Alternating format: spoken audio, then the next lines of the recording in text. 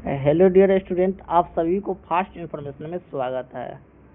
हम बता दें कि बिहार में जो एएनएम की 5 से 6 पदों पर बहाली निकली है, उसमें आप लोग अगर सिलेक्शन चाहिए तो कोई एक रणनीतिक तौर आप लोगों को तैयारी करना पड़ेगा, ठीक है।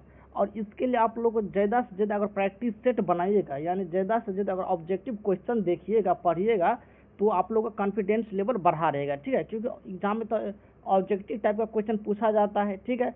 तो अगर ऑब्जेक्टिव टाइप का क्वेश्चन अगर आप लोग पढ़िएगा ज़्यादा से ज़्यादा, तो आप लोग को सिलेक्शन पक्का है, ठीक है।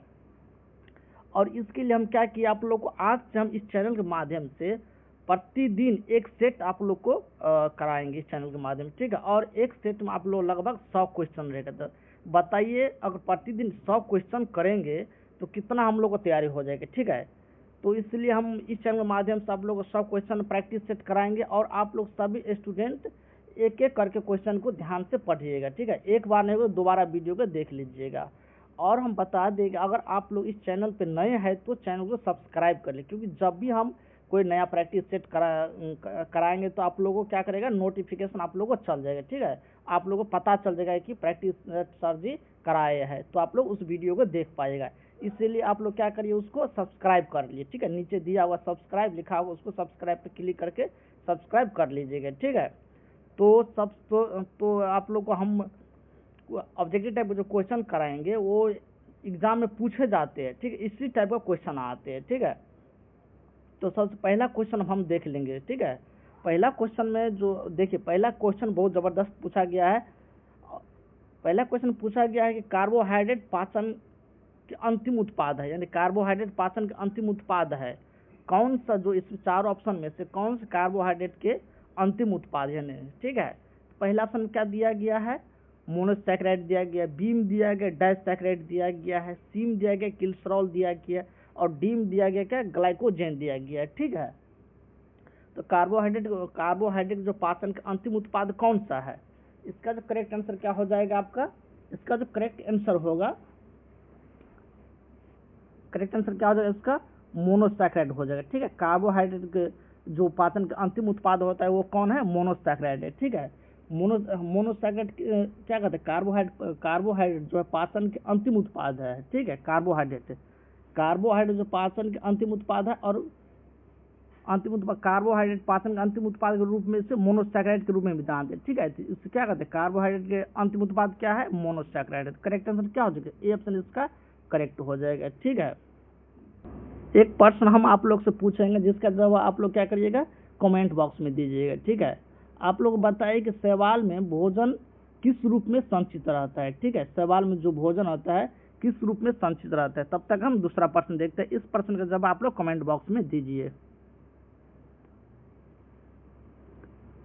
दूसरा प्रश्न में पूछा गया है कि शरीर में यूरिया का संश्लेषण होता है, यानी शरीर में यूरिया का संश्लेषण कहाँ होता है। प्रश्न का पूछा क्या गया है, शरीर में यूरिया का संश्लेषण कहाँ होता है। तो पहला ऑप्शन दिया गया किडनी में होता है, कि वृक्क में होता है, लीवर में होता है, सीम दिया गया मूत्राशय में होता है, या डीम दिया गया रक्त में होता है। किसमें होता है यूरिया का संश्लेषण, सभी स्टूडेंट इसका जवाब देंगे। पिछला प्रश्न में हम पूछे थे कि सवाल में भोजन का संचित कहाँ होता है, किसमें होता है, किस रूप में होता है। तो बहुत सारा स्टूडेंट सही उत्तर दिया है, ठीक है। तो सवाल में जो भोजन का संचित होता है किस रूप में होता है, स्टार्च के रूप में होता है, ठीक है। बहुत स्टूडेंट सही उत्तर दिया है। सवाल में जो भोजन का संचित होता है किस रूप में होता है, स्टार्च के रूप में होता है। किस में होता है, स्टार्च के रूप में संचित होता है। पूछे कि सवाल में भोजन का स्टोर किस रूप में होता है, तो स्टार्च के रूप में होता है, ठीक है। दूसरा प्रश्न क्या आंसर हो जाएगा, शरीर में यूरिया का संश्लेषण कहाँ होता है। इसका जो करेक्ट आंसर हो जाएगा क्या हो जाएगा, लीवर में होता है। यूरिया में शरीर में यूरिया का संश्लेषण कहाँ होता है, लीवर में होता है। बहुत सारे स्टूडेंट गलत उत्तर देके सब बता दिया, लगभग किडनी में बताए, ठीक है। इसका जो करेक्ट आंसर बन जाएगा क्या होगा, लीवर में होता है, ठीक। यूरिया का संश्लेषण कहाँ होता है, लीवर में होता है, ठीक है। और हम बता देगा आप लोगों की किडनी के अध्ययन को क्या कहते हैं, बताइए। आप लोग बताइए किडनी के अध्ययन को क्या कहते हैं हम, यानी क्या कहते हैं, वृक्क के, यानी वृक्क के अध्ययन को क्या कहते हैं हम, नेफ्रोलॉजी कहते हैं, ठीक है। वृक्क के अध्ययन को क्या कहते हैं हम, नेफ्रोलॉजी कहते हैं। और ये बता दीजिए आप लोग आंसर कि लीवर का औसत वजन कितना है, लीवर का भार कितना होता है। सभी स्टूडेंट उत्तर दीजिएगा।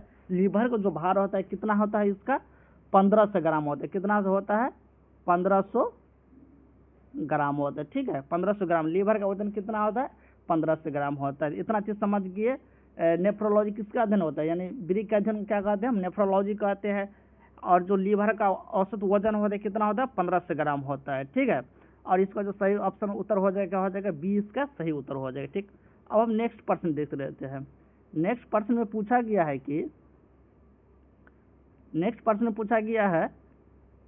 रब्बो के रूप में सबसे पहले किस एंजाइम को तैयार किया गया था। ठीक है, पहला ऑप्शन आपको दिया गया है क्या, जाइमेज में, दूसरा में दिया गया यूरेज में, तीसरा में दिया गया सी में दिया गया लाइपेज में, और डी में दिया गया प्रोटीएज में। तो सही आंसर क्या हो जाएगा इसका, रबो का जो सबसे पहले, रबो के रूप में सबसे पहले किस एंजाइम के रूप में तैयार किया गया था।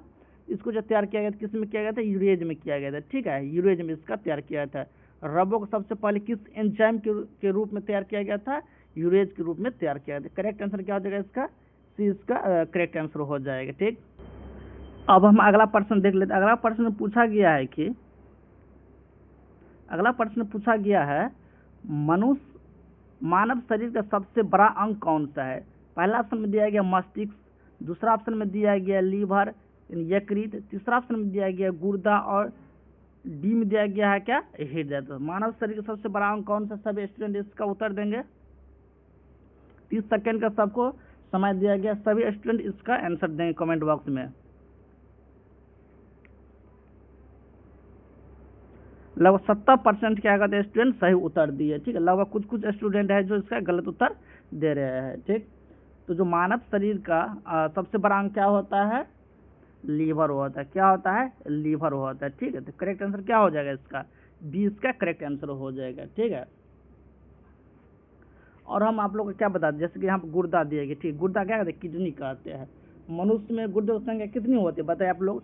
जो मनुष्य में जो होती है किडनी की संख्या कितनी, 2 होती है। और किडनी का वजन कितना होता है, सब स्टूडेंट इसका बताएंगे।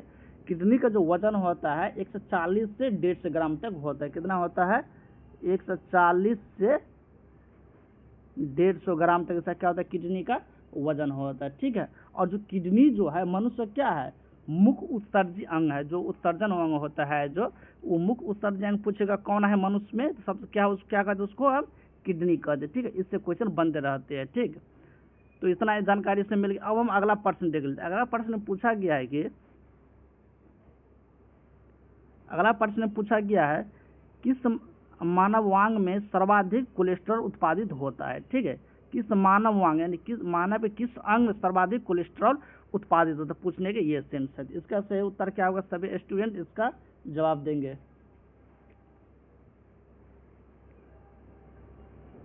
पहला ऑप्शन में पूछा गया है यकृत, बी में पूछा गया अमाशय, सी में पूछा गया अग्नाशय, और डी में पूछा गया पित्ताशय।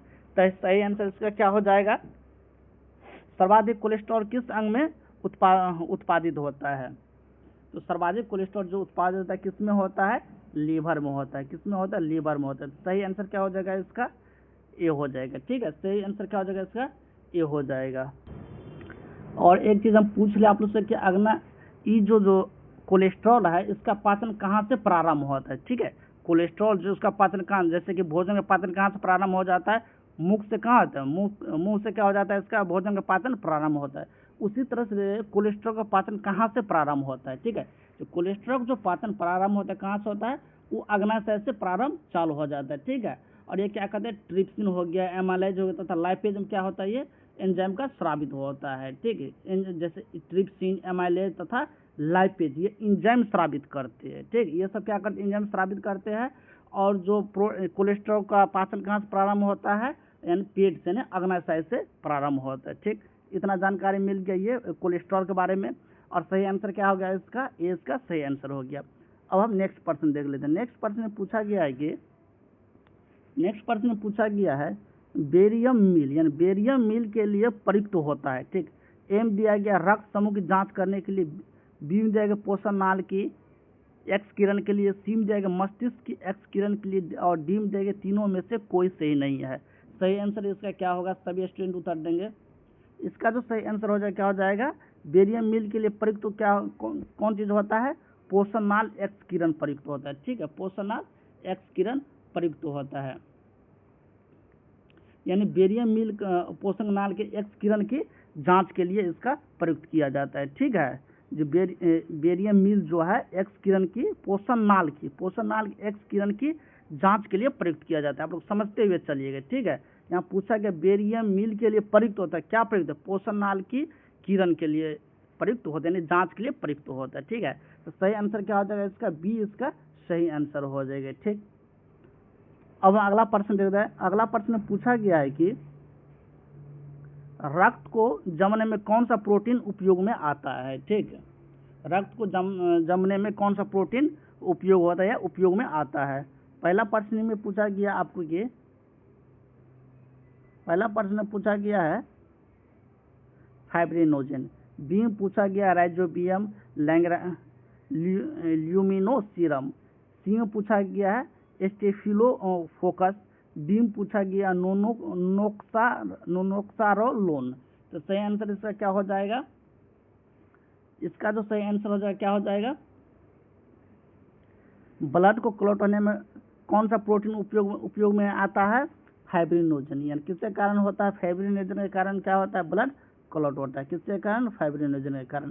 फाइब्रिनोजन क्या है, एक प्रोटीन है। क्या है, एक प्रोटीन है। ठीक है, फाइब्रिनोजन क्या है, एक प्रोटीन। तो सही आंसर क्या हो जाएगा, ए ऑप्शन इसका सही हो जाएगा। ठीक है, अब हम अगला प्रश्न देख लेते हैं। अगला प्रश्न में पूछा गया है कि एक वयस्क मनुष्य में रक्त की औसत मात्रा होती है, एक वयस्क मनुष्य में रक्त की औसत मात्रा कितनी होती है। ए ऑप्शन में आपसे पूछा गया कि 3 से 4 लीटर होती है, बी में पूछा गया 4 से 5 लीटर होता है, सी में पूछा गया 5 से 6 लीटर होता है, और डी में पूछा गया 6 से 7 लीटर होता है। सही आंसर क्या होगा इसका, कमेंट में आंसर दीजिए सभी स्टूडेंट।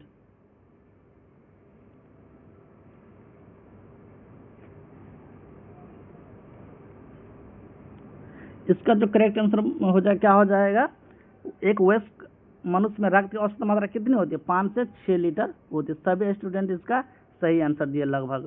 ठीक है, मतलब 98% क्या किया स्टूडेंट, इसका सही आंसर बताया है।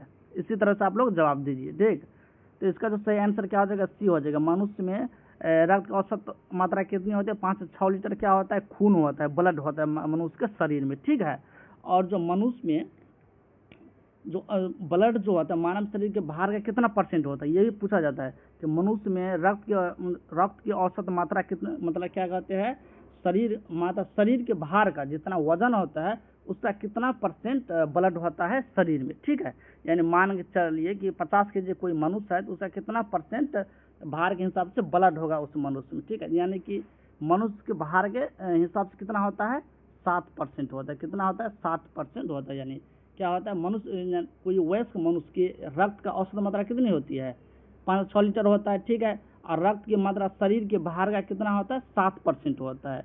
रक्त की मात्रा शरीर के भार का कितना होता है, 7% होता है। ठीक, इसका जो करेक्ट आंसर बनेगा सी है, और ये 7% होता है। वो भार के हिसाब से मनुष्य कितना ब्लड होता है शरीर में, 7% होता है। ठीक, अब हम नेक्स्ट प्रश्न देख लेते हैं। नेक्स्ट प्रश्न में पूछा गया है कि रुधिर का कितने प्रतिशत लाल रक्त कणिकाएं होती है। यानी हमारे शरीर में 5 से 6 लीटर ब्लड है। ठीक है, तो अगले प्रश्न पढ़े हैं, और उस ब्लड में कितना परसेंट जो है लाल रक्त कणिकाएं होती है, यानी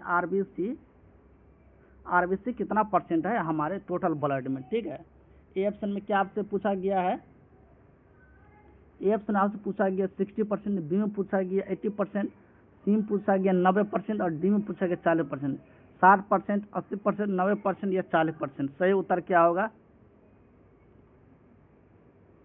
इसका जो सही उत्तर हो जाए क्या होगा, लाल रक्त कितना होता है हमारे शरीर में, 90% होता है लगभग। कितना होता है, 90% होता है। ठीक है, जो हमारे शरीर में जितना 5 से 6 लीटर में क्या होता है, 5 से 6 लीटर का ब्लड है उसमें 90% क्या होता है, आरबीसी होता है। क्या होता है, आरबीसी होता है। सही आंसर क्या हो जाएगा इसका, सी ऑप्शन इसका सही हो जाएगा।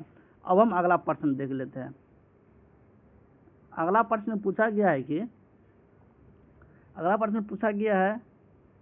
निम्न में से किस पदार्थ को लगाने से रक्त बहाना रुक जाता है। यानी किसी को कट गया अगर वहाँ से ब्लीडिंग ज़्यादा हो रही है, ब्लड खून ज़्यादा बह रहा है, तो क्या चीज़ लगाएंगे जिससे कि वहाँ पे ब्लड क्या होता है, यानी खून बहना बंद हो जाएगा। ठीक है, तो पहला ऑप्शन में आपसे पूछा गया है क्या, देख लीजिए। पहला ऑप्शन में पूछा गया है कि अमोनिया क्लोराइड लगाना चाहिए, सोडियम क्लोराइड लगाना चाहिए, फेरिक क्लोराइड लगाना चाहिए, डी में देगा पोटेशियम क्लोराइड लगाना चाहिए।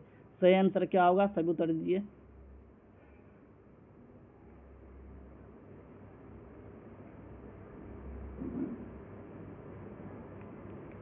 इसका जो सही आंसर जो क्या हो जाएगा, इसका उत्तर बहुत कम आया है। ठीक है, लगभग बच्चा को बहुत कम इसका क्या कहते हैं आंसर आया है। ठीक, इसका हम ये बता देते हैं, फेरिक क्लोराइड के लगाने से क्या होता है, फेरिक क्लोराइड के लगाने से क्या होता है, ब्लड बहना बंद हो जाता है। इसका जो सही आंसर हो जाएगा क्या हो जाएगा, सी ऑप्शन इसका सही हो जाएगा। यानी फेरिक क्लोराइड के लगाने से क्या होता है, रक्त का बहना बंद हो जाता है। ठीक है, तो सी ऑप्शन इसका सही हो जाएगा।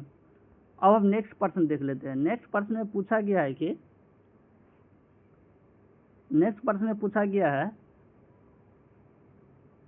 हाइबरनेशन के समय मेढक शोषण करता है। एम दिया गया बाय गिल्स के द्वारा, बी में दिया गया फेफड़ों एवं बकोफायरिनोजियल लाइनिंग के द्वारा। ठीक, और ऑप्शन आपको दिया गया है, देख लेते, 1 मिनट टाइम दीजिए आप लोग।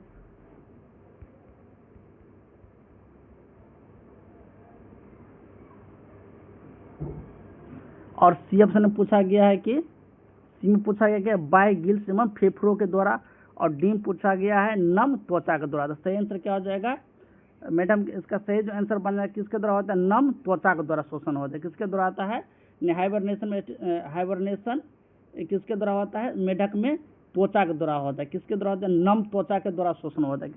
जो हाइबरनेशन एवं एस्टिवेशन के समय जो मेढक जो शोषण लेता है, किसके द्वारा होता है, वो नम त्वचा के द्वारा आता है। ठीक है, तो सही आंसर क्या हो जाएगा इसका, डी ऑप्शन इसका सही हो जाएगा। ठीक, अब हम अगला प्रश्न देखते हैं। अगला प्रश्न में पूछा गया है कि मनुष्य में निश्वासित वायु में O2 की कितनी मात्रा होती है। ठीक है, तो कितना O2 का कितना परसेंट होता है, पहला ऑप्शन दिया गया 4%, बी में दिया गया 17%, और सी में दिया गया 10%, और डी में दिया गया 20%।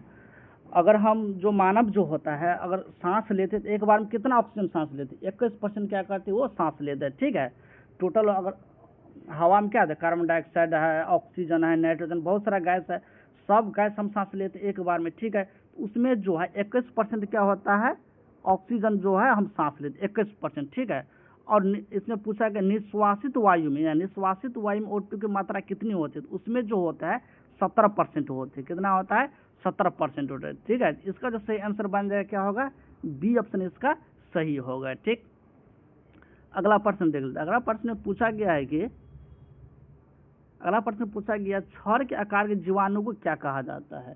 छड़ के जो आकार के जो बैक्टीरिया होता है उसे हम क्या कहते हैं। पहला ऑप्शन में आपसे पूछा गया है कि बेसिलस कहते हैं, बी में दिया गया एस्पाइरिलियम कहते हैं, सी में दिया गया कॉकस कहते हैं, डी में दिया कि बाइबेरियम कहते हैं। क्या कहते हैं, छड़ के आकार का जो बैक्टीरिया होता है उसे हम क्या कहते हैं, इसको जीवाणु को क्या कहते हैं, बैक्टीरिया कहते हैं, घबराना नहीं है। ठीक, इसका जो सही आंसर हो जाए क्या कहते हैं, छड़ के आकार का जो जीवाणु होता है उसे हम क्या कहते हैं, बैसिलस कहते हैं। ठीक है, उसे हम बैसिलस कहते हैं। सही आंसर क्या हो जाएगा इसका, सी हो जाएगा, सॉरी ए हो जाएगा। ए ऑप्शन से क्या हो जाएगा इसका सही आंसर इसका हो जाएगा। अगला प्रश्न हम देख लेते हैं। अगला प्रश्न में पूछा गया है कि जीवाणु विज्ञान में या मार्स शब्द का अर्थ क्या है, यानी जीवाणु विज्ञान में मार्स शब्द का अर्थ क्या है। ठीक है, ए ऑप्शन में आपसे क्या पूछा गया है, methicillin reactive staphylococcus aureus. B में पूछा गया है multi drug resistant staphylococcus aureus. C में पूछा गया मेथिसिलिन रेजिस्टेंट स्ट्रेप्टोकोकस एंजिनोसस, और डी ऑप्शन में आपसे पूछा गया क्या, मेथिसिलिन रेजिस्टेंट स्टेफिलोकोकस। सही आंसर इसका क्या होगा, इसका जो सही आंसर बनेगा क्या बन जाएगा इसका,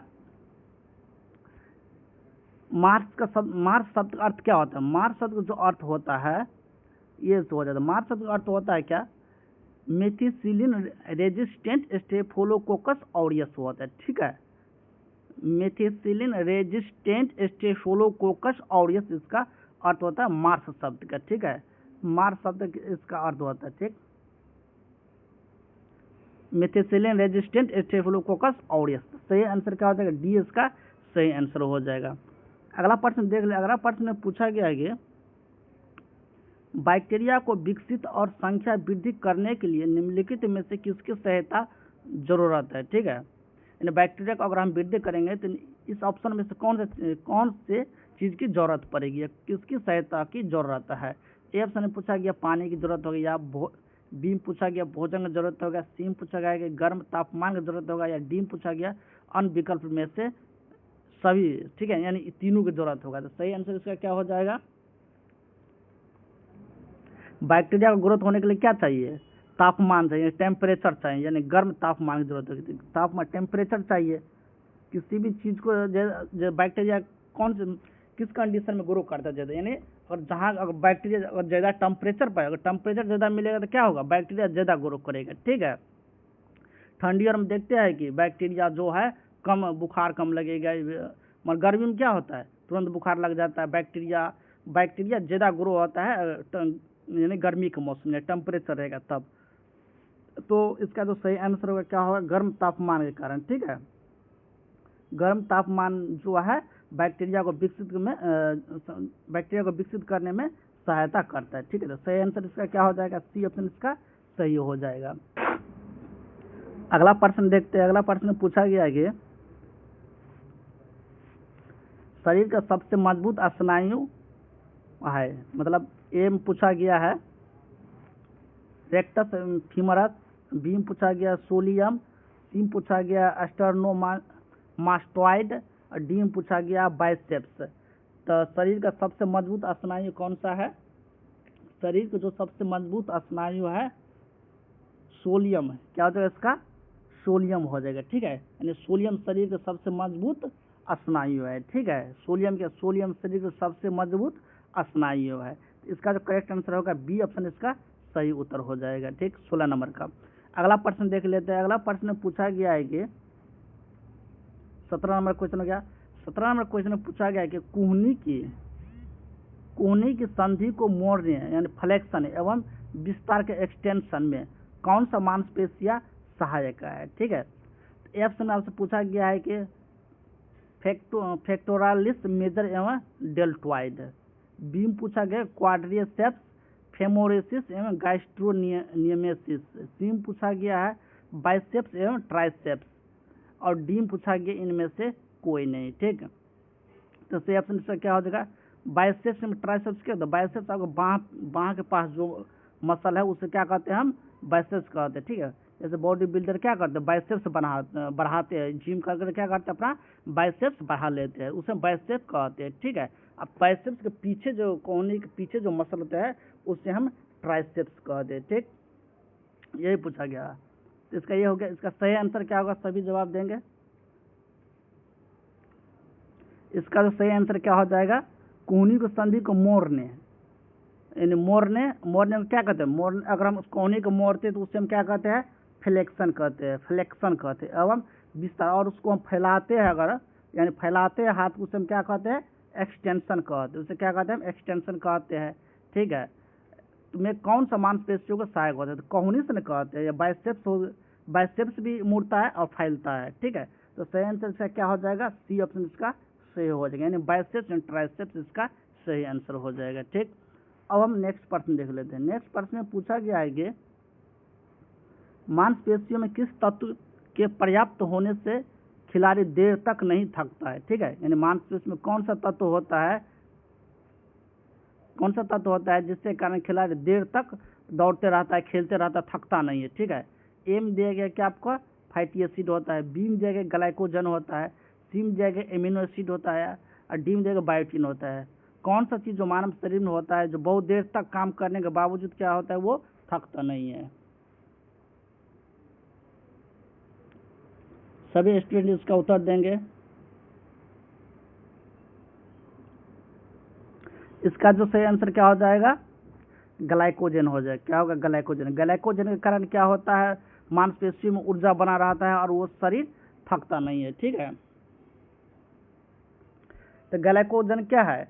जो हमारे शरीर में कार्बोहाइड्रेट जो है, ग्लूकोज जो है किस रूप में, जैसे जो कार्बोहाइड्रेट है ग्लूकोज है, उस किस रूप में स्टोर रहता है? ग्लाइकोजन के रूप में ग्लूकोज क्या रहता है? वो स्टोर रहता है। ठीक है, जैसे कि आप समझिए, इस बात को ध्यान से समझिए। अगर आप लोग मिठाई खाते हैं, ठीक है, बहुत सारा मिठाई खाते हैं, मिठाई में क्या होता है? ग्लूकोज। ग्लूकोज किस कहते हैं? शुगर को कहते हैं। शुगर किसको कहते हैं? समझिए, चीनी को, जो मीठा होता है उसे हम शुगर कहते हैं। ठीक है, तो जो अगर मिठाई खाते हैं तो वो देखिएगा तुरंत प्यास लग गया। ठीक है, प्यास क्यों लगता है? प्यास इसलिए लगता है कि आप लोग को ज़्यादा एनर्जी हो गई या शरीर में ग्लाइकोजन लिए मिठाई खाए तो आप लोग को एनर्जी मिला। ठीक है, उस एनर्जी मिली, कैसे एनर्जी मिला? तो आप लोग को प्यास लगेगा, पानी पीजिएगा तो क्या होता है? वो ग्लूकोज क्या करता है? टूटता है H2O में। ठीक है, H2O में टूट जाता है। ठीक है, H2O क्या करता है? ग्लाइकोजन को तोड़ता है। सॉरी, H2O पानी जो है ग्लाइकोजन को तोड़ता है और वो ऊर्जा क्या करता है? उसको देता है, उत्पादन करता है शरीर को, जिससे मांसपेशियों में क्या होता है? उसको ऊर्जा मिलता है ग्लाइकोजन से। ठीक है, ग्लाइकोजन टूटता है पानी पीने से और वो क्या आता है? मांसपेशियों में उसको ऊर्जा मिलता है। ठीक, तो इसका जो सही आंसर हो जाए क्या होगा? ग्लाइकोजन होगा। ठीक, अगला प्रश्न देखते हैं।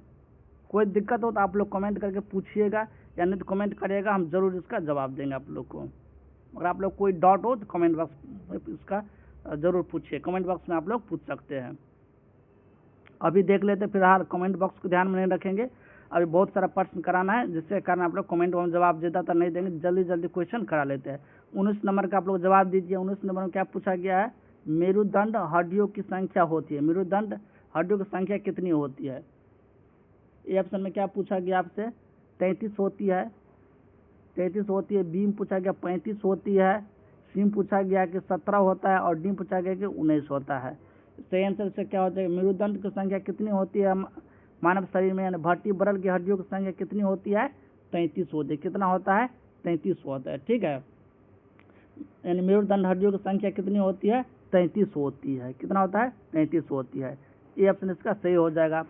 अब हम अगला प्रश्न देख लेते हैं, जल्दी जल्दी करा देते हैं क्योंकि क्वेश्चन बहुत है। ठीक है, ए ऑप्शन में आपसे पूछा गया कि मानव शरीर में कितनी हड्डियां होती है? ए ऑप्शन में पूछा गया 2 से 1, बी में पूछा गया 2 से 3, सी में पूछा गया 2 से 10 और डी में पूछा गया 2 से 6।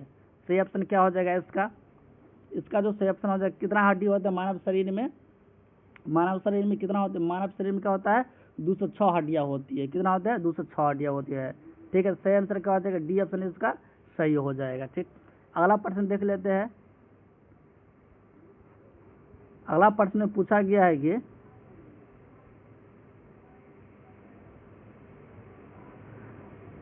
अगला प्रश्न पूछा गया है सामान्य टूटी हड्डियों को सेट करने के लिए प्रयोग किए जाने वाले प्लास्टर ऑफ पेरिस का रासायनिक नाम क्या है? जब किसी का हाथ टूट जाता है तो उसे हम जो प्लास्टर करते हैं, हाथ को बैंडेज करते हैं, उसमें कौन से चीज़ का प्रयोग किया जाता है? वही पूछा गया। ठीक है, ए ऑप्शन में आपको क्या दिया गया? ए ऑप्शन में आपसे पूछा गया है कि कैल्शियम नाइट्रेट का प्रयोग किया जाता है। बी में पूछा गया कैल्शियम सल्फेट का प्रयोग किया जाता है। सी में पूछा गया कैल्शियम कार्बोनेट का प्रयोग किया जाता है, या डी में पूछा गया है कैल्शियम क्लोराइड का प्रयोग किया जाता है। ठीक, सही आंसर का क्या होगा? सभी स्टूडेंट्स का जवाब देंगे। सभी स्टूडेंट का जवाब सही होना चाहिए इस प्रश्न का। ठीक है, तो सभी स्टूडेंट लगभग सही जवाब दिए हैं। लगभग 60% स्टूडेंट क्या किया है? सही जवाब दिए। लगभग 30 से 40% क्या किया? गलत जवाब आ जाए। ठीक है, तो इसका जो सही आंसर हो जाएगा क्या हो जाएगा? इसका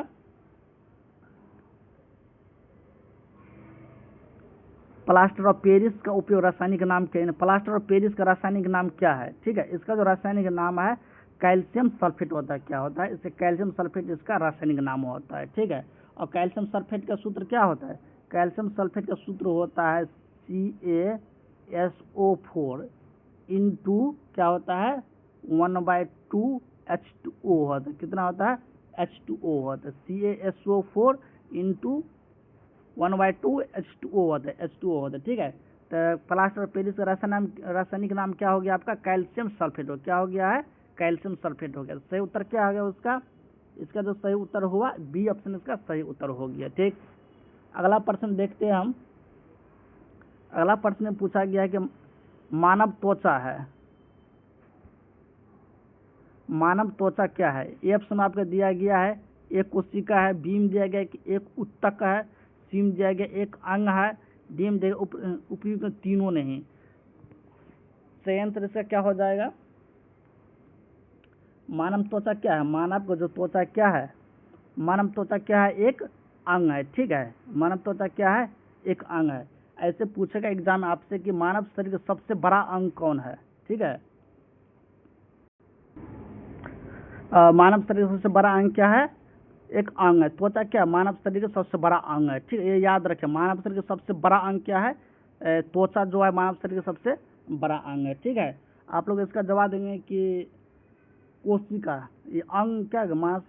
मानव शरीर का सबसे बड़ा अंग त्वचा है। त्वचा के आप लोग बताइए कि त्वचा किससे बनता है? किससे बनता है? त्वचा जो क्या है, जीव क्या है? रचनात्मक। कोशिका क्या है? कोशिका से नहीं त्वचा बनता है। और कोशिका हम किसे कहते हैं? कोशिका जो होता है जीव का क्या होता है? रचनात्मक क्रियात्मक इकाई होती है, जिसे हम क्या कहते हैं? कोशिका कहते हैं, ठीक है। और क्या होता है, कई कोशिकाओं में जो कोशिका जो होता है, बहुत सारा कोशिका मिलकर किसका निर्माण करते हैं? उत्तक का निर्माण करता है। सिर्फ बहुत सारा कोशिका क्या होता है? बहुत सारा सेल। कोशिका को हम सेल कहते हैं, क्या कहते हैं? सेल कहते हैं, ठीक है। बहुत सारा कोशिका मिलकर क्या करते हैं? एक उत्तक का निर्माण करते हैं, ठीक है। और बहुत सारा उत्तक मिलकर क्या करता है? पूरे शरीर का निर्माण करते हैं, पूरे शरीर का निर्माण करते हैं, ठीक है। पूरे शरीर का निर्माण करते हैं। बहुत सारा जो उत्तक जो मिलकर क्या करता है? एक शरीर का निर्माण करते हैं, ठीक है।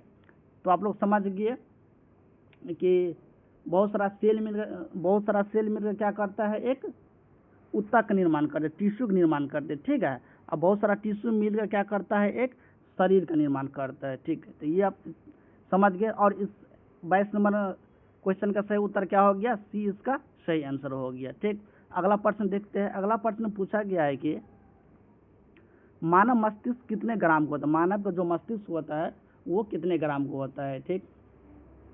ए ऑप्शन आर पूछा गया 13 से 50 ग्राम का होता है। बी में पूछा गया 12 से 30 ग्राम का होता है। सी में पूछा गया 11 ग्राम का होता है। और डी में पूछा गया 15 ग्राम का होता है। सही आंसर जो होगा सभी स्टूडेंट कमेंट बॉक्स में इसका उत्तर दीजिए। बस 20 सेकंड का आप लोगों को समय दिया गया है।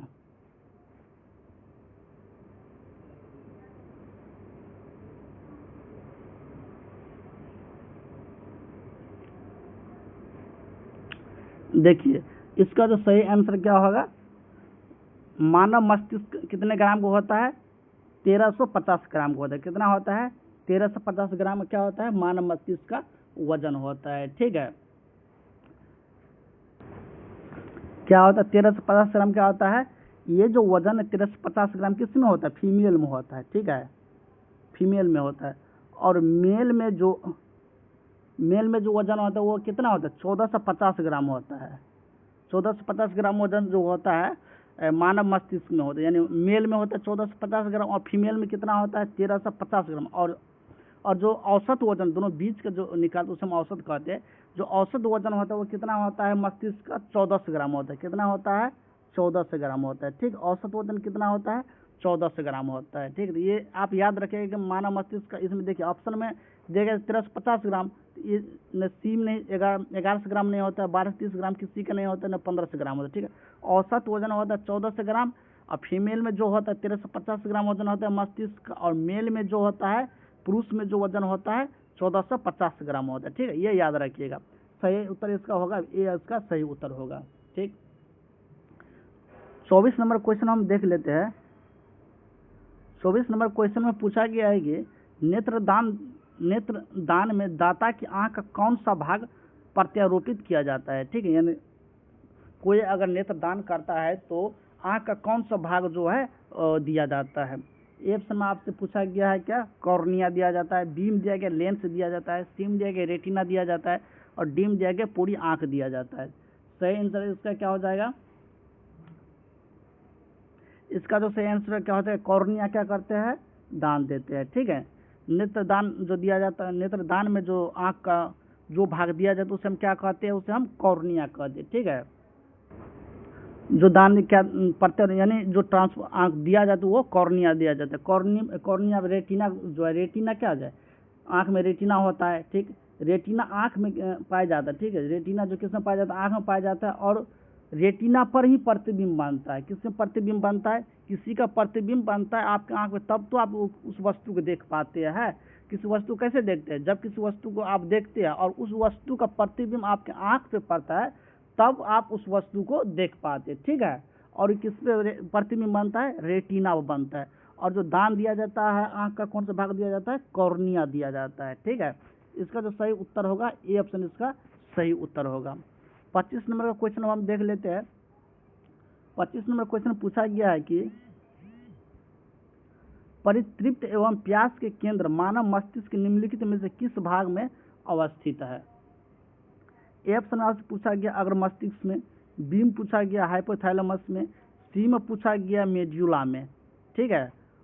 और डी ऑप्शन में पूछा गया कि ऑप्टिक लोब्स में। तो इसका सही आंसर क्या होगा? आप लोग कमेंट बॉक्स में उसको उत्तर दीजिए। प्यास का केंद्र मानव मस्तिष्क में किस में होता है? बताइए आप लोग। प्यास जो लगता है वो कैसे पता चलता है आपको? हाइपोथैलेमस से पता चलता है। किससे पता चलता है? हाइपोथैलेमस से पता चलता है। हाइपोथैलेमस से क्या किस चीज़ का पता चलता है आपको? पता देखिए, भूख हो गया, आपको हो गया, प्यास हो गया है, ताप हो गया है, ताप नियंत्रण हो गया, यानी प्रेम में जो घिरना होता है उसका, गुस्सा इत्यादि पर जो नियंत्रण रखता है, किससे होता है? वो आपको हाइपोथैलेमस कंट्रोल करता है। ठीक है। आपको बहुत सारा अगर टेम्परेचर हो गया, जैसे शरीर जो टेम्परेचर 101 चल गया, 102 चल गया, उसको कंट्रोल कौन करता है? ये हाइपोथैलेमस करता है। ठीक है। आपको प्यास लग गया, पूछते हैं कि बेटा पानी दो, तो कैसे आपको पता चल गया कि हमको प्यास लग गया है? वो हाइपोथैलेमस क्या करता है? वो एक्टिव रहता है, वो ब्रेन को बताते हैं और आप उस चीज़ को बोल पाते हैं। ठीक है। तो ये कंट्रोल होता है किसके द्वारा होता है? प्यास, भूख, ताप नियंत्रण, प्रेम, घृणा, ये सब जो भी चीज़ है ये किसके द्वारा कंट्रोल होता है? हाइपोथैलेमस के द्वारा नियंत्रित रहता है। ठीक है। तो इसका जो सही आंसर होगा बी इसका सही आंसर होगा। ठीक। अगला प्रश्न देखते हैं। अगला प्रश्न पूछा गया है कि मानव शरीर में रक्तचाप नियंत्रित होता है। ए ऑप्शन पूछा गया अधिवृक्क ग्रंथि से, बी में पूछा गया थायराइड ग्रंथि से, सी में पूछा गया थाइमस से, डी में पूछा गया पीत पिंड से। तो जो मानव शरीर का रक्तचाप किसके द्वारा नियंत्रित होता है? सभी स्टूडेंट उत्तर दीजिए इसका। तो मानव शरीर में रक्तचाप को जो नियंत्रित किया जाता है किसके द्वारा किया जाता है? अधिवृक्क ग्रंथि के द्वारा किया जाता है। ठीक है। अधिवृक्क ग्रंथि के द्वारा क्या किया जाता है? मानव शरीर का ताप नियंत्रित किया जाता है। सही आंसर इसका क्या हो गया? ए ऑप्शन इसका सही आंसर हो गया। अगला प्रश्न देख लेते हैं। अगला प्रश्न पूछा गया है कि कितना 27 नंबर क्वेश्चन है ना। 27 नंबर क्वेश्चन पूछा गया है कि शरीर में अधिकतम ऊर्जा संचय किस पदार्थ के रूप में होता है? ए में पूछा गया प्रोटीन के रूप में होता है, बी में पूछा गया ग्लाइकोजन के रूप में होता है, सी में पूछा गया विटामिन के रूप में होता है, या डी में पूछा गया वसा के रूप में होता है। तो अधिकतम ऊर्जा किस रूप में स्टोरेज होते हैं?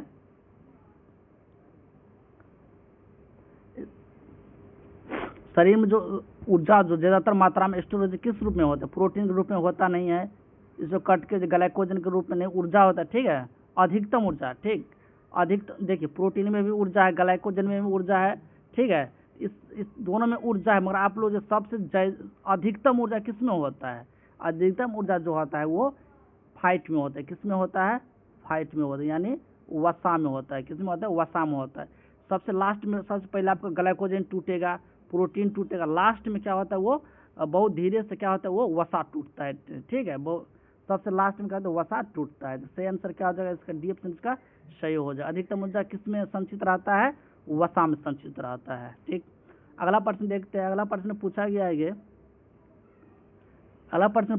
जननी सुरक्षा योजना को किसके तहत शुरू किया गया था? ए ऑप्शन पूछा गया है कि CSSM के द्वारा, बी में पूछा गया NRHM के द्वारा, बी में पूछा गया NRHM के द्वारा, सी में पूछा गया है MCH के द्वारा, और डी में पूछा गया ICDCS के द्वारा। किसके द्वारा जननी सुरक्षा योजना के तहत शुरू हुआ था? जननी सुरक्षा योजना किसके द्वारा चालू किया गया था? कब, किसके तहत शुरू किया गया था? ये किया गया था NRHM के द्वारा। ठीक है। NRHM के द्वारा ये जननी सुरक्षा योजना चालू किया गया। और हम बता दें कि आप लोगों को जानकारी कि जननी सुरक्षा योजना क्या होता है और किसे कहते हैं? देखिए, जननी सुरक्षा योजना क्या होता है? जननी सुरक्षा योजना के राष्ट्रीय ग्रामीण स्वास्थ्य मिशन के तहत शुरू हुई थी। किसके तहत शुरू हुआ था? ग्रामीण स्वास्थ्य मिशन के तहत शुरू हुआ था, ठीक है। और यह एक सुरक्षित मातृत्व कार्यक्रम है। क्या है? एक मातृत्व कार्यक्रम है। और यह एक सुरक्षित मातृत्व कार्यक्रम है। इसका उद्देश्य क्या होता है? जो गरीब महिला है, जो गांव में रहते हैं, उसको क्या करना है? सुरक्षा को बढ़ावा देना है, ठीक है। और इसके तहत गरीब महिलाओं क्या करते हैं? 1,000 रुपया भी सरकार उसको देते हैं। किसके? जननी सुरक्षा योजना के तहत 1,000 रुपया भी दिया जाता है। और जो गांव में जो महिला गरीब रहते हैं, उसको बच्चा को जो पालन पोषण के लिए उसको बढ़ावा देने के तहत इसको चालू किया गया था, जननी सुरक्षा योजना, ठीक है। इसका जो सही आंसर होगा बी ऑप्शन इसका सही होगा, ठीक है। यहाँ पूछा कि जननी सुरक्षा योजना किसके तहत शुरू किया गया था? NRHM के द्वारा। किसके द्वारा? NRHM के द्वारा, ठीक है। इसका जो फुल फॉर्म क्या हो जाएगा? राष्ट्रीय NRHM, नेशनल, इसका होगा राष्ट्रीय ग्रामीण स्वास्थ्य मिशन। क्या होगा? राष्ट्रीय ग्रामीण स्वास्थ्य मिशन इसका पूरा नाम है, राष्ट्रीय ग्रामीण स्वास्थ्य मिशन, ठीक। सही आंसर इसका बी हो जाएगा। अगला प्रश्न देख लेते हैं। अगला प्रश्न में पूछा गया है कि प्राथमिक रोकथाम का उद्देश्य को कम करना है। ए ऑप्शन में क्या दिया गया आपका? किसी बीमारी के मामले की संख्या।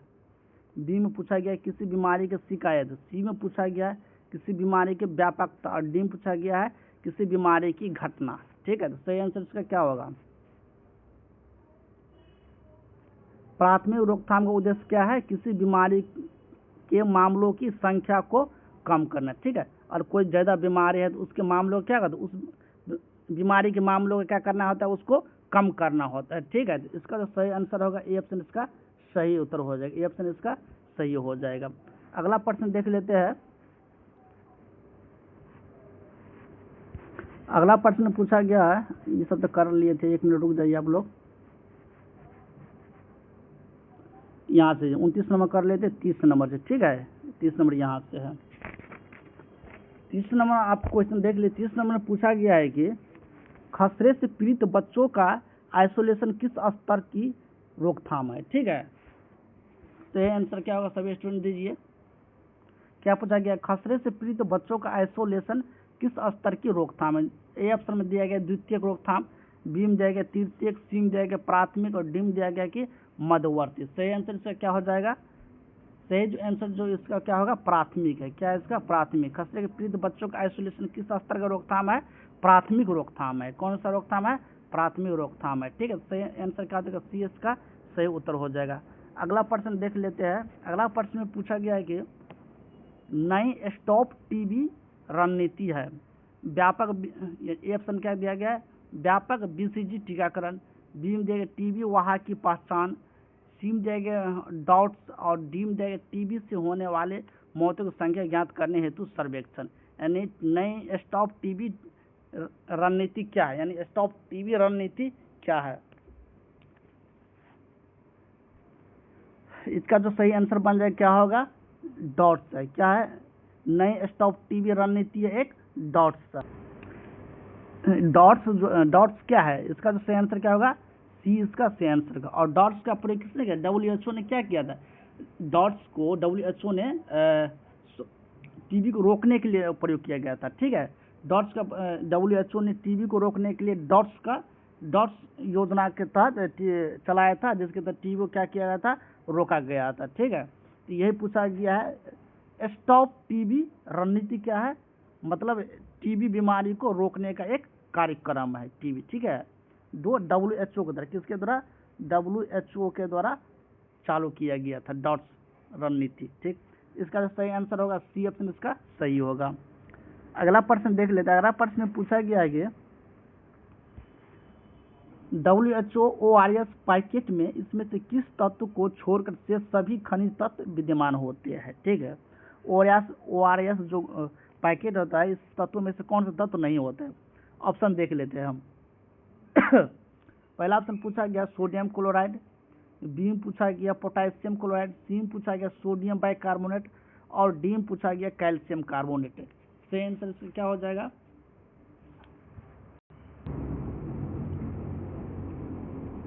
क्या पूछा गया है इसका?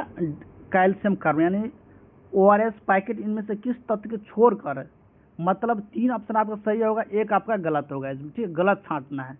सोडियम क्लोराइड तो होता है ORS घोर में, पोटेशियम भी होता है, सोडियम बाइकार्बोनेट भी होता है, ठीक है, तो ये तो होगा नहीं, ये तो होगा नहीं, ये तो नहीं होगा। कैल्शियम कार्बोनेट नहीं होता है, ठीक है, कैल्शियम कार्बोनेट क्या कैल्शियम कार्बोनेट जो है ORS घोल में नहीं होता, ठीक है, इसका जो सही आंसर होगा ये हो जाएगा, ठीक। तो अब 32 नंबर क्वेश्चन हो गया है। अगला प्रश्न और देख ले, थोड़ा प्रश्न अब हम करा देते हैं। अगला प्रश्न में आपसे पूछा गया है कि प्राथमिक स्वास्थ्य केंद्र के तहत आने वाले क्षेत्रों में मिडवाइफों की तैनाती प्रभावित होती है, यानी PHC के तहत आने वाले क्षेत्रों में जो मिडवाइफों यानी मिडवाइफ ANM की जो तैनाती प्रभावित होती है, कौन कौन से क्षेत्र प्रभावित होते हैं वो दिया गया आपको ऑप्शन में, हम बता देते हैं। सही आंसर इसका क्या होगा? ए ऑप्शन में पूछा गया उस क्षेत्र में व्याप्त शिशु जन्म दर से प्रभावित होती है। बी में पूछा गया उस क्षेत्र में व्याप्त शिशु मृत्यु दर से। सी में पूछा गया उस क्षेत्र में दर्ज मातृ मृत्यु दर से। और डी में पूछा गया है उस क्षेत्र में व्याप्त अशोधित मृत्यु दर से। सही आंसर इसका क्या होगा? सही आंसर इसका क्या हो जाएगा? उस क्षेत्र में व्याप्त शिशु जन्म दर से प्रभावित होते हैं, ठीक है। प्राथमिक स्वास्थ्य केंद्र PHC के तहत आने वाले क्षेत्रों में जो मिडवाइफों की तैनाती होती है, तैनाती प्रभावित होती है, किसके तहत प्रभावित होती है? शिशु जन्म दर से प्रभावित होती है, ठीक है। सही आंसर क्या हो जाएगा? ए ऑप्शन इसका सही हो जाएगा। अगला प्रश्न देख लेते हैं। अगला प्रश्न में पूछा गया है कि निम्नलिखित में से कौन सी अंतर्राष्ट्रीय संस्था भारत में मातृ में शिशु स्वास्थ्य कल्याण में सबसे अधिक योगदान कर रही है? ए ऑप्शन दिया गया विश्व बैंक कर रही है, बी में दिया गया यूनिसेफ कर रही है, सी में दिया गया WHO कर रही है, और डी में दिया गया UNDP कर रही है।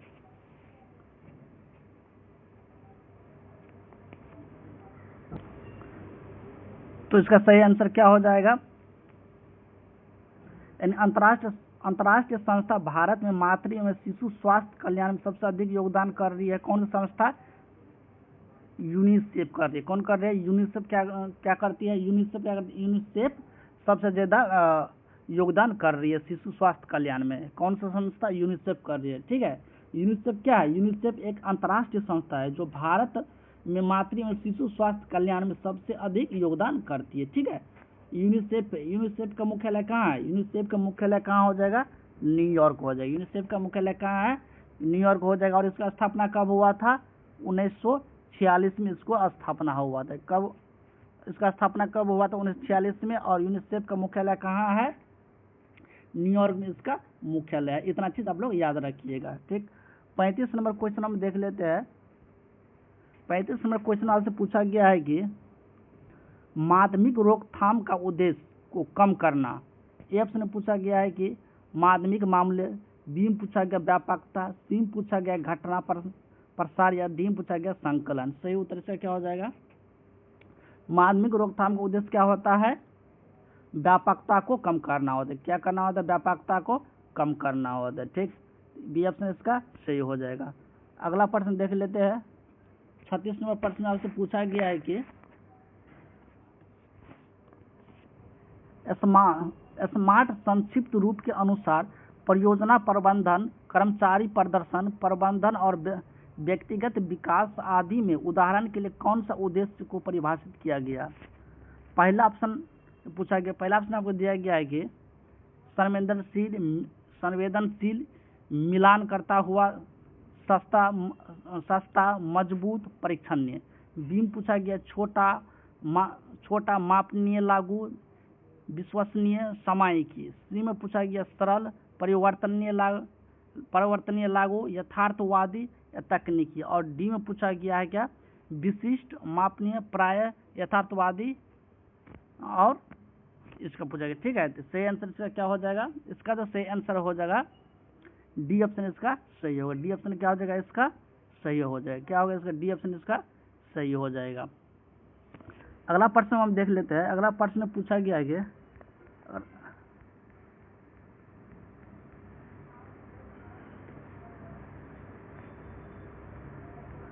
अगला 38 नंबर क्वेश्चन देख लेते, 37 नंबर कराए थे, 38 नंबर क्वेश्चन देख लेते हैं। अगर आप लोग थक गए तो कोई दिक्कत नहीं, पानी वानी पी लीजिए। 50 क्वेश्चन तक हम कराएंगे, ठीक है, कितना 50 क्वेश्चन कराएंगे। आप लोग हो सके तो पानी वानी पी लीजिए, फिर बैठ जाइए आराम से, क्योंकि जितना क्वेश्चन अगर आप यहाँ पर करिएगा, जितना प्रैक्टिस करिएगा, तब भी आपका सिलेक्शन होगा। इसलिए आप लोग प्रैक्टिस ज़्यादा से ज़्यादा करिए, ठीक है। कहीं जाना नहीं है, आराम से मोबाइल खोलिए और वीडियो देखते रहिए, ठीक है। हम सब कुछ बताए रहे यहाँ पे। अब हम अगला प्रश्न देख लेते हैं, 38 नंबर क्वेश्चन। 38 नंबर क्वेश्चन में पूछा गया है कि भारत सरकार द्वारा शुरू किए गए पोषण कार्यक्रम में से कौन सा प्रवेश बढ़ाने, स्कूल में विद्यार्थी को बनाए रखने और स्वास्थ्य सुधार करने के उद्देश्य से लाया गया है। ए ऑप्शन में आपको दिया गया है कि विशेष पोषण कार्यक्रम, बी में दिया गया ICDC, सी में दिया गया मिड डे मील प्रोग्राम और डी में दिया गया विटामिन, ठीक है। इसका जो सही क्रम है, यहाँ पास प्रश्न देख लीजिए, भारत सरकार द्वारा शुरू किए गए पोषण कार्यक्रम में से कौन सा प्रवेश बढ़ाने, स्कूल में विद्यार्थी को बनाए रखने और स्वास्थ्य सुधार करने के उद्देश्य से लिया गया है। इसका जो है आंसर हो जाएगा मिड डे मील हो जाएगा। क्या हो जाएगा इसका? मिड डे मील इसका सही आंसर हो जाएगा। मिड डे मील का क्या काम है?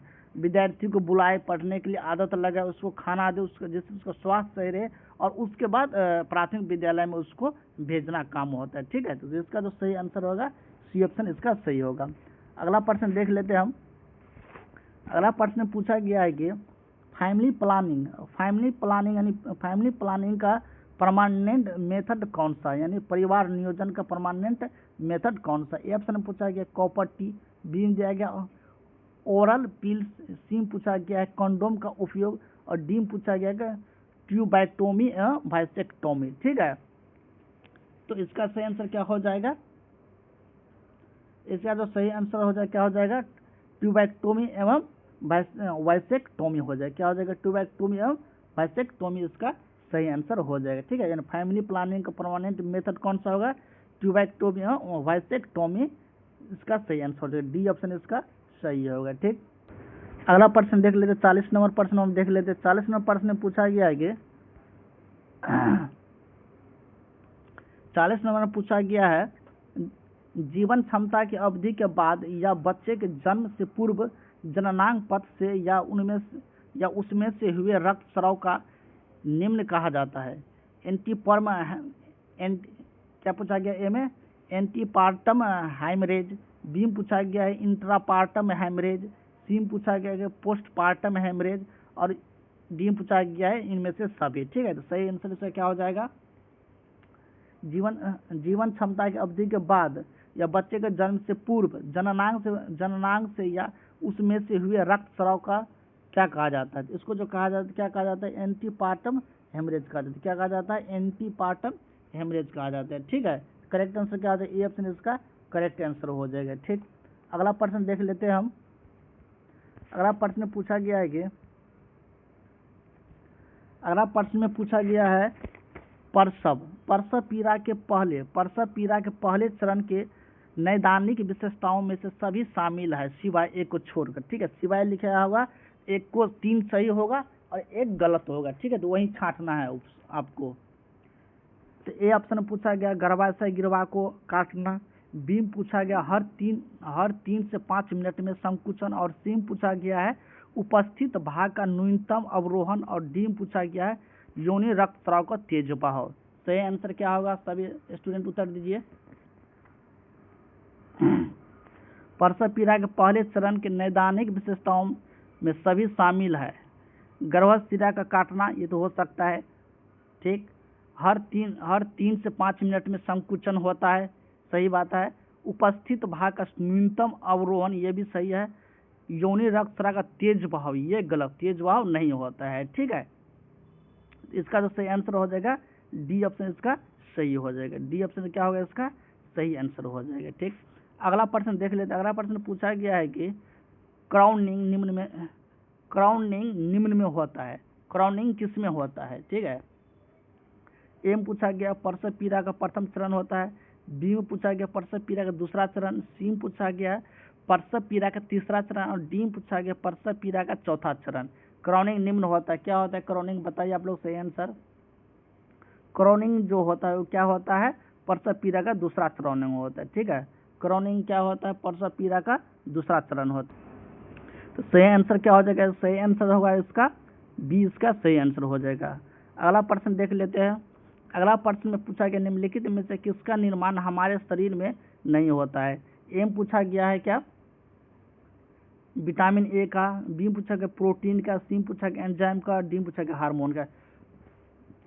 इसका उत्तर सभी स्टूडेंट सही सही देंगे, ठीक है। तो सबसे जितना भी पढ़ा है उसमें से सभी सबसे आसान क्वेश्चन 43 नंबर का क्वेश्चन है, ठीक। सभी स्टूडेंट इसका सही उत्तर देंगे।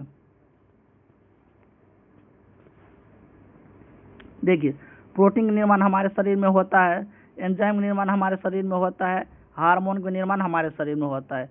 बच गया क्या, ए नंबर ऑप्शन, विटामिन ए का क्या होता है हमारे शरीर में निर्माण नहीं होता है। तो सही आंसर क्या हो जाएगा, ए ऑप्शन इसका सही हो जाएगा। अगला प्रश्न देखते हैं। अगला प्रश्न पूछा गया है कि एक बच्चों को ब्राज बेबी सिंड्रोम के लिए देखना चाहिए जब उसे मिल रही हो। यानी एक बच्चे को ब्राज बेबी सिंड्रोम के लिए देखना चाहिए जब उसे मिल रही हो क्या, कौन सी थेरेपी मिल रही हो, इम्यूनोथेरेपी, बी में देगा कीमोथेरेपी, सी में देगा फोटोथेरेपी, डी में देगा रेडिएशन थेरेपी। तो सही आंसर इसका क्या हो जाएगा, सही आंसर जो है इसका फोटोथेरेपी हो जाएगा। क्या हो जाएगा इसका, फोटोथेरेपी इसका सही आंसर होगा। यानी एक बच्चे को ब्राज बेबी सिंड्रोम के लिए देखना चाहिए जब उसे मिल रही हो। ब्राज बेबी कब कहेंगे, जब उसे फोटोथेरेपी मिलता है तब उसे हम क्या कहते हैं, ब्राज बेबी सिंड्रोम के रूप में उसे देखना चाहिए, ठीक है। तो सही आंसर क्या हो जाएगा इसका, सी है इसका सही आंसर हो जाएगा।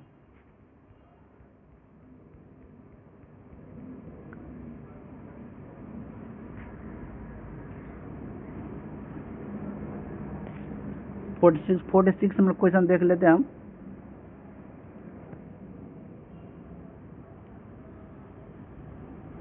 फोर्टी सिक्स नंबर क्वेश्चन में पूछा गया है कि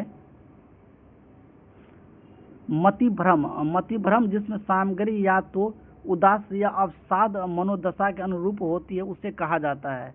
उसे क्या कहा जाता है, ए ऑप्शन पूछा गया सोमैटिक मति भ्रम कहा जाता है, बी में पूछा गया मनोदशा अनुरूप मति भ्रम कहा जाता है, सी में पूछा गया है मनोदशा असंगत मति भ्रम, डी में पूछा गया हैप्टिक मति भ्रम या उन्मत्त।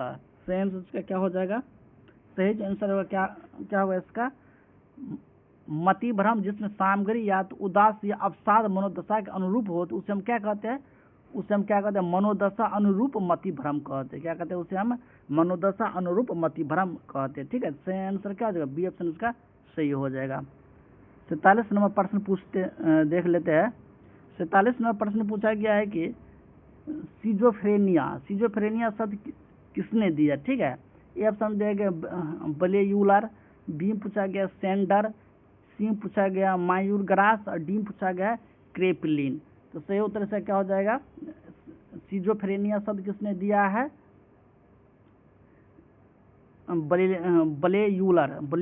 बलेयूलर ने सिजोनेफ्रिया शब्द दिया है, ठीक है। सिजोनेफ्रिया क्या है, सिजोनेफ्रिया एक मानसिक विकार है, ठीक है, जिसमें असामान्य व्यवहार हो गया, अजीब भाषण हो गया और वास्तविकता को समझाने की क्षमता में कमी होती है, ठीक है। ये सब क्या होता है, सिजोनेफ्रिया में होता है, ठीक। तो सही आंसर इसका क्या हो जाएगा, ए इसका सही ऑप्शन हो जाएगा। अगला प्रश्न देख लेते हैं। अगला प्रश्न में पूछा गया है कि आँख का अंदरूनी पीछे का पृष्ठ कहलाता है। आँख का अंदरूनी पीछे का पृष्ठ कहलाता है पुतली कहलाता है, बी में देगा दृष्टि पटल कहलाता है, सी में देगा रक्त पटल कहलाता है और डी में देगा स्वच्छ मंडल या कॉर्निया कहलाता है। सही आंसर से क्या हो जाएगा, आँख का अंदरूनी पीछे का पृष्ठ का क्या कहलाता है, पीछे का जो पृष्ठ कहलाता है उसे हम क्या कहते हैं, दृष्टि पटल कहते हैं। क्या कहते हैं, उसे हम रेटिना कहते हैं, ठीक है। तो सही आंसर से क्या हो जाएगा, बी ऑप्शन इसका सही हो जाएगा। 49 नंबर क्वेश्चन देख लेते हैं, 2 प्रश्न और है।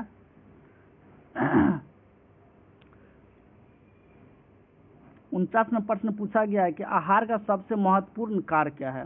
आहार का सबसे महत्वपूर्ण कार्य क्या है। ए ऑप्शन में पूछा गया है ऊर्जा प्राप्त करना, ए ऑप्शन में पूछा गया ऊर्जा प्राप्त करना, बी में पूछा गया सुधा शांत करना, सी में पूछा गया वसा के एंजाइम द्वारा पाचन, और डी में पूछा गया उत्सर्जित पदार्थ का निवारण। ठीक है, सही आंसर इसका क्या हो जाएगा। सही जो आंसर होगा तो क्या हो जाएगा आहार का सबसे महत्वपूर्ण कार्य क्या है। आहार का सिंपल आंसर ऊर्जा प्राप्त करना होता है। ठीक है, इसका जो सही आंसर हो जाएगा आहार का सबसे महत्वपूर्ण कार्य क्या है, उसको शरीर को ऊर्जा प्रदान करना होता है। ठीक है, ऊर्जा प्राप्त करना होता है। ठीक है, ये ऑप्शन इसका सही हो जाएगा। ठीक, लास्ट क्वेश्चन अब हम देख लेते, लास्ट क्वेश्चन देख लेते हैं। लास्ट क्वेश्चन में पूछा गया है कि सिजोनेफ्रिया में किस प्रकार के मति भ्रम सामान्य है। ठीक है, सिजोनेफ्रिया में जो किस प्रकार का मति भ्रम सामान्य है, आपको बताए थे। सिजोनेफ्रिया किसे कहते हैं, सिजोनेफ्रिया में क्या क्या होता है। सिजोनेफ्रिया में क्या होता है, जिसमें असमान व्यवहार होता है, अजीब भाषण होता है, गलत चीज बोलने लगेगा और वास्तविकता को समझने की क्षमता में कमी होती है, उसे हम क्या कहते हैं, सिजोनेफ्रिया शब्द कहते हैं। ठीक है, जिसे ब्लेयर ने दिया था, किसने दिया था, ब्लेयूलर ने उस शब्द को सिजोनेफ्रिया को क्या कहते हैं, सिजोनेफ्रिया को ब्लेयूलर ने दिया था। ठीक है, इसमें क्या देगा, स्पर्शनीय, बी में दिया गया श्रवण, सी में दिया गया दृश्य और डी में दिया गया सूंघने वाला। ठीक है, तो सिजोनेफ्रिया में किस प्रकार का मति भ्रम होता है, स्पर्शनीय नहीं होता है, दृश्य नहीं होता है, सूंघने वाला नहीं होता है। क्या बचा, सी श्रवण होता है। मति जो सामान्य मति भ्रम होता है क्या होता है, श्रवण, सुनने में अजीब दूसरा कहिएगा आप कुछ, सुन लेगा कुछ और बोलेगा वो कुछ और बोलेगा। ठीक है, ये होता है सिजोफ्रेनिया में होता है। ठीक है, सही आंसर क्या हो जाएगा इसका, बी ऑप्शन का सही हो जाएगा।